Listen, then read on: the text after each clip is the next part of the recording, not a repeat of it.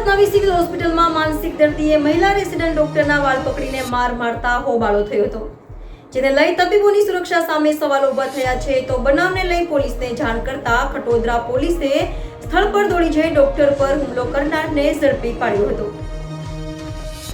કલકત્તાની ઘટનાની હજી શાહી સુકાઈ નથી, તેવામાં નવી સિવિલ હોસ્પિટલમાં સતત બીજા દિવસે મહિલા રેસિડેન્ટ ડોક્ટર પર હુમલો થતા ભારે હોબાળો થયો હતો.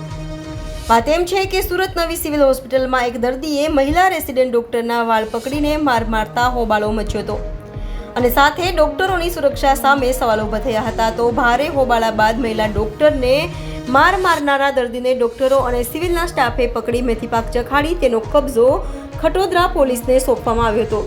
તો માર મારનાર દર્દી સાબિર લિબાયત વિસ્તારનો હોવાનું સામે આવ્યું હતું. સાથે છેલ્લા 7 વર્ષથી તે માનસિક રીતે બીમાર હોવાનું સિવિલ હોસ્પિટલના સૂત્રો પાસેથી જાણવા મળી રહ્યું છે. આજે હમણાં રાત્રે લગભગ આશરે 10 વાગે એક સાયકેટ્રિક પેશન્ટ આવ્યું હતું અને માથામાં ઈજા હતી. 108માં લિંબાયત પોલીસ સ્ટેશન તરફથી મોકલવામાં આવ્યું હતું અને એમની સાથે એની માતા હતી અને એ સાયકેટ્રિક પેશન્ટ હોવાને કારણે મારતો હતો.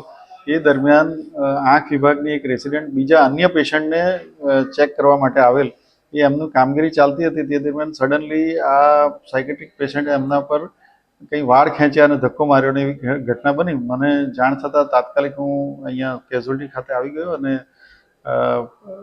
ખટોદરા પોલીસ સ્ટેશનમાં જાણ કરતાં પીએસઆઈ અને એમનો સ્ટાફ પણ આવી ગયો અને અહીંયા અમારા સિક્યુરિટી ઓફિસરને બધા હાજર છે અને અત્યારે ફરિયાદ લેવાની કામગીરી ચાલુ રહી છે. સર, ભવિષ્યમાં આવી ઘટના ન બને તેના માટે શું તકેદારી? અહીંયા વધારે સિક્યુરિટી ગાર્ડ રાખવાની જરૂરિયાત છે, તો તે મુજબ વધારે સિક્યુરિટી ગાર્ડ રાખવામાં આવશે. તદુપરાંત અહીંયા પરમનન્ટ પોલીસ કર્મી કેઝ્યુઅલ્ટીમાં રાઉન્ડ ધી ક્લોક 2 રાખવાની રજૂઆત આજ રોજ સીપી સાહેબને અમે કરેલી જ છે. મેં અને સુપ્રિન્ટેન્ડન્ટ મેડમ સાથે રહી.